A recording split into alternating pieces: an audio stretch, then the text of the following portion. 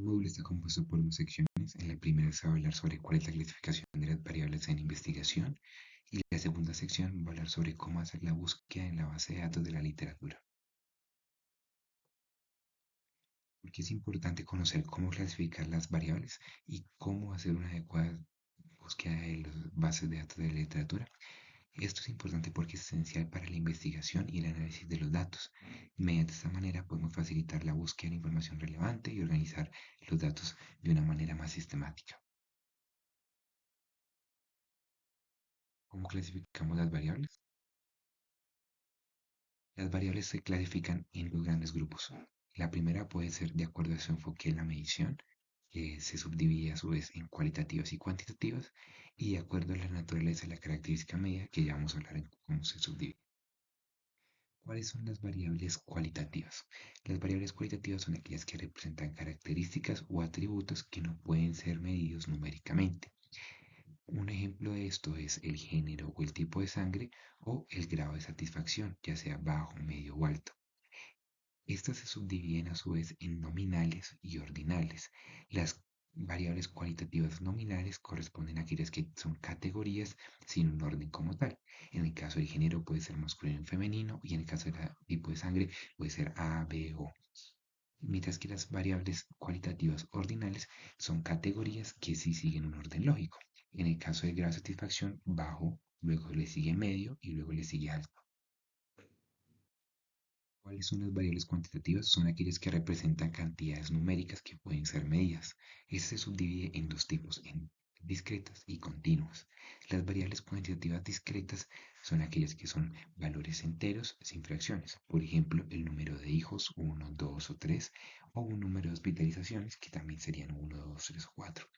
Mientras que las continuas son valores que presentan un rango continuo y estas pues claramente pueden ser decimales, ya sea el peso, que puede ser 10.1, 2, 3, la altura, que también se puede contener con decimales, o la presión arterial.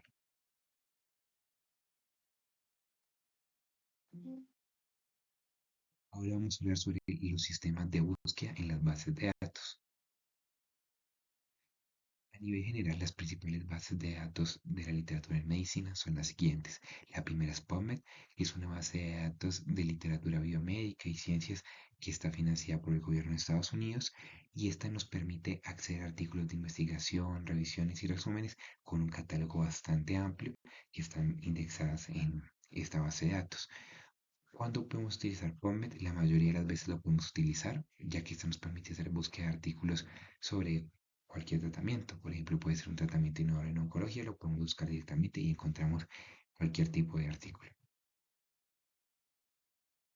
Otra base de datos es Cochrane, y Cochrane, a diferencia de PubMed, tiende a ser un poco más limitada en su base de datos y el enfoque de Cochrane es que sea una base de datos para revisiones sistemáticas. Mediante esta podemos encontrar artículos que nos aporten revisiones sistemáticas en el PRO de revisar la evidencia sobre la efectividad de una intervención en salud, por ejemplo. La siguiente base de datos es Scopus. Scopus es una base de datos multidisciplinaria que abarca también múltiples investigaciones, no solo en medicina, sino también en ciencia, tecnología y otros aspectos. En este caso es muy similar a PubMed, pero también incluye otros tipos de documentos, distintos artículos, también incluye resúmenes, citas, análisis de impacto que podemos encontrar. Scopus mismo también contiene libros y otras cosas un poco más amplias. Una razón por la cual podemos utilizar Scopus es cuando necesitamos buscar información, por ejemplo, de tecnología o ciencia que tal vez no esté en PubMed y cuando tenemos que hacer algún tipo de estudio en el cual necesitamos conocer el análisis de las citas para medir el impacto de la investigación en específico. Ahora vamos a hablar sobre cómo buscar eficientemente lo que necesitamos saber en estas bases de datos. Hay muchas formas de hacer estas búsquedas, pero hay unos dos consejos que son principales y son básicos para iniciar. El primero es el uso de operadores booleanos y el segundo son los filtros de búsqueda. Los usos de operadores es al momento de hacer una búsqueda, crear un algoritmo utilizando estos operadores que combinen las palabras. ¿Cuáles son estos operadores? Y, o no, en inglés, and, or not. Y con ellos vamos a incluir o excluir las palabras dentro de la búsqueda de acuerdo pues al conector que utilicemos. Mientras que con los filtros de búsqueda, bueno, podemos refinar los resultados de acuerdo a la fecha, el tipo de estudio, el idioma o características específicas de lo que queremos buscar. Por ejemplo, podemos buscar ensayos clínicos en PubMed y de esta manera ya limitamos a únicamente ese grado de evidencia que queremos. En conclusión, tenemos que tener presente siempre una adecuada clasificación de las variables y una adecuada y sistemática forma de buscar la literatura, ya que esto nos permite hacer una investigación rigurosa y nos ayuda a identificar adecuadamente el método de investigación.